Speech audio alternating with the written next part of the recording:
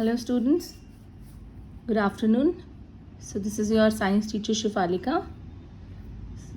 Today we'll discuss our last topic of the chapter chemical reactions and equations, that is your corrosion.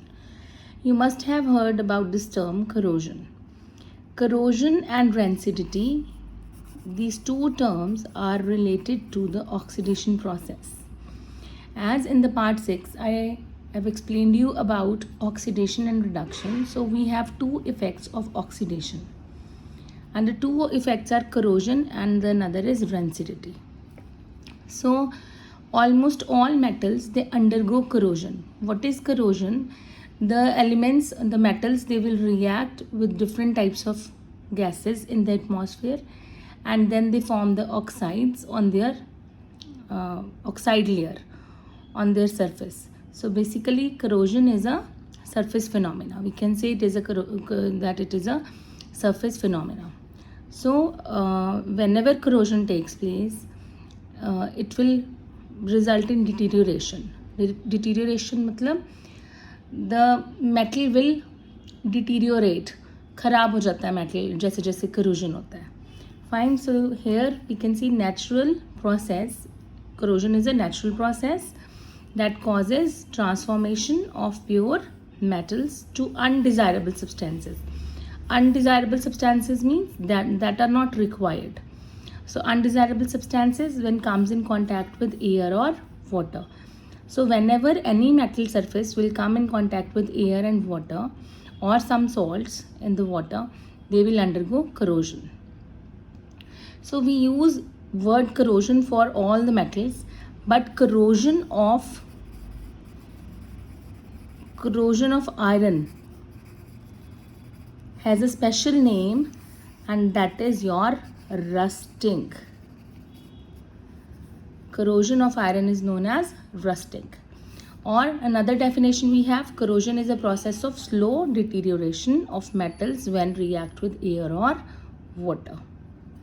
So here we can write damp air, when they will react with the damp air. Damp air means air containing water vapors. So we have few factors that will accelerate the process of corrosion. So first is your exposure of metals to air. If the air contains SO2, CO2, oxygen, etc., these gases are present in air. These are always present in air.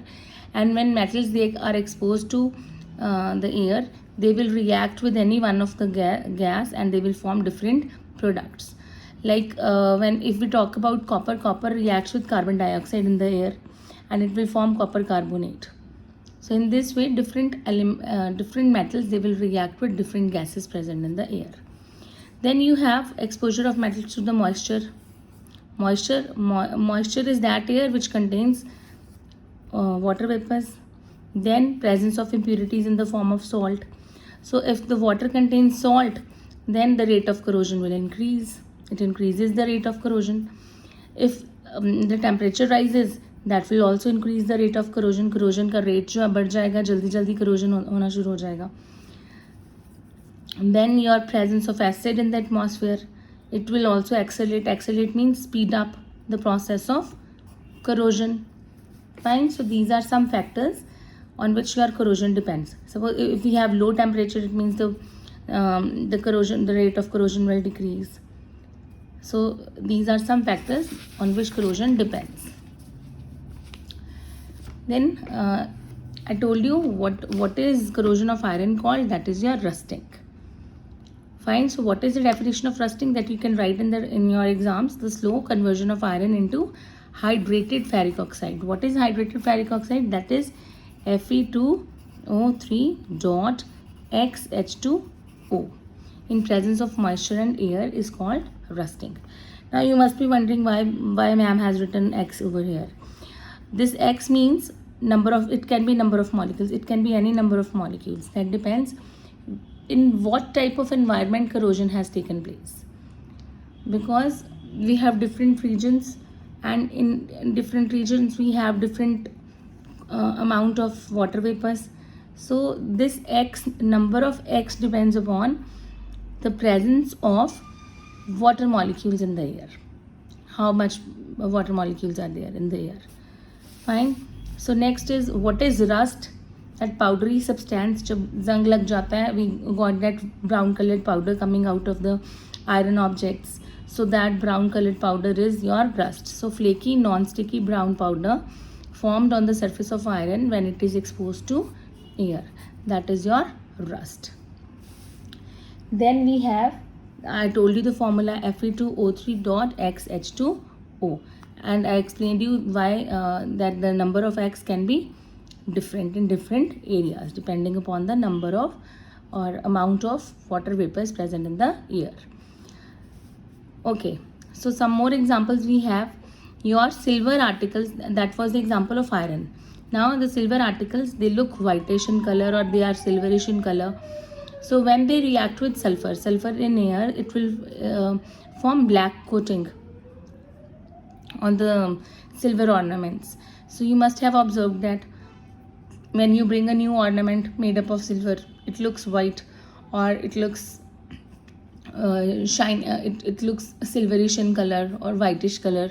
So after a few months, what happens, the ornament changes to, it gets a deposition of something your silver articles, they become dull after few months. So why they become dull? Because they got a black coating on them, and that black coating is of silver sulfide, Ag2S.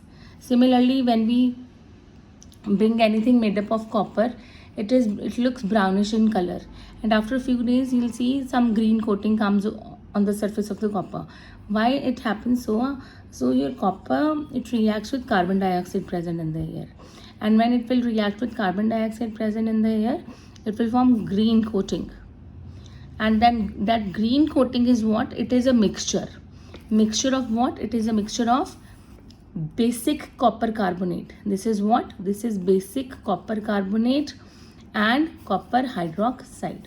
So how we'll write the formula?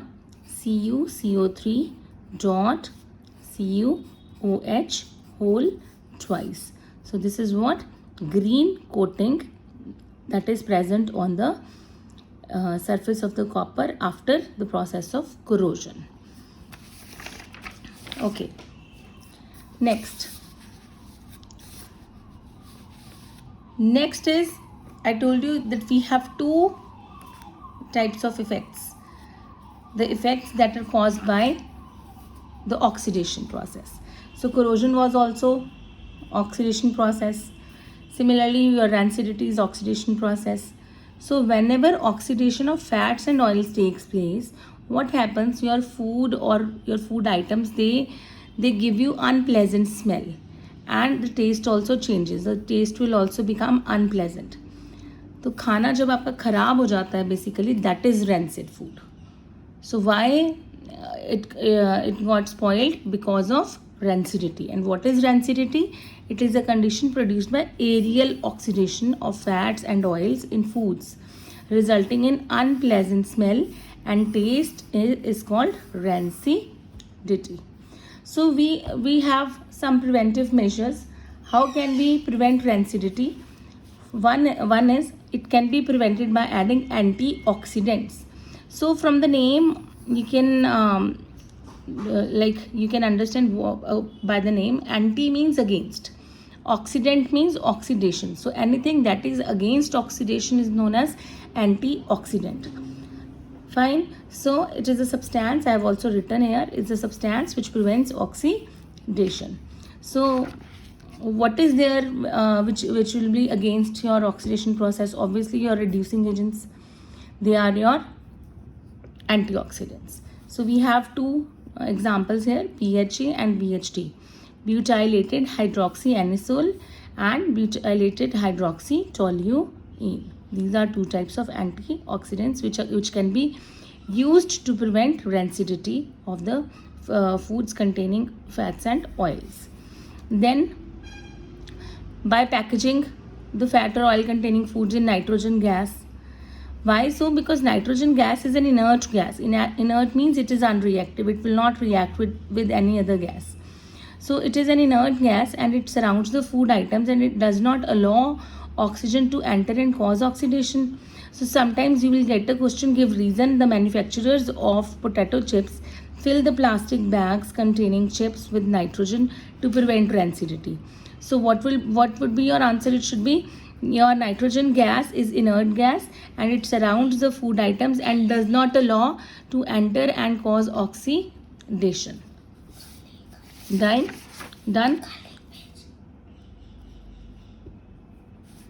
Then next is, it can be retarded by keeping food in refrigerator. Retard means, so it can be retarded by keeping food in refrigerator. Retarded word means we can slow down the process of rancidity. And how we can slow down the process of rancidity? By keeping the food in refrigerator, because refrigerator will provide you low temperature. That slows down the process of oxidation. Then it can be retarded by storing food in airtight containers. So in airtight containers, they will not allow oxygen to enter into the food and make it rancid. So one more topic is left. So that was your prevention of corrosion. So I just forgot about that. So let's study in the last. Okay. So this is what prevention of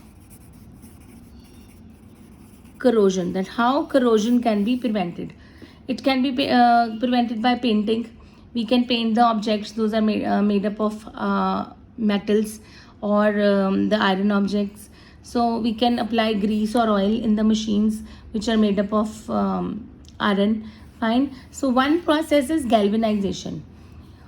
Though we have to study the same topic in the metals and non-metals also, but let me explain you little of it. Okay. So what is galvanization? In galvanization, what we do, we take zinc metal, and then we have to take it in molten state. Zinc have to be taken in molten state, and then we have to dip the iron object in the molten zinc. After this, a layer of zinc metal will be formed on the surface of the metal, and once it will form, the zinc metal layer which has formed, suppose this is your iron, and after dipping in zinc, molten zinc, it will get a zinc metal layer. This zinc metal layer will react with oxygen in the air and it will form ZNO, zinc oxide. So when it will form zinc oxide, the zinc oxide layer itself is very hard. That layer is very hard and it is impervious to air. Impervious to air means it will not allow air to enter. Fine. So it is impervious to air and hence it prevents further corrosion. So when the zinc oxide layer itself is very hard and it is impervious, so it will not allow air particles to go go through it, and if it will not allow the air particles to go into it, then they cannot reach the iron object that is left below the zinc layer. Okay. So next is your alloying. Water alloys, they are homogeneous mixtures of two or more metals, or they are homogeneous mixtures of two metals, non-metals or metalloids. So that is your alloying process. In alloying process, what we do, we have to melt the metals first, and then mix the molten metals together, and then they form alloys. So in the iron, we have stainless steel. How the stainless steel is formed? By the mixture of iron. In iron, we put chromium and we put nickel. So when we put these two metals in iron, the properties of the iron totally changed and it will not corrode further. So that is it will become stainless steel. So here we are done with the chapter, stainless steel. So here we are done with the chapter and hope you have understood the topics. So go through it very carefully. Thank you so much. And do subscribe my channel also.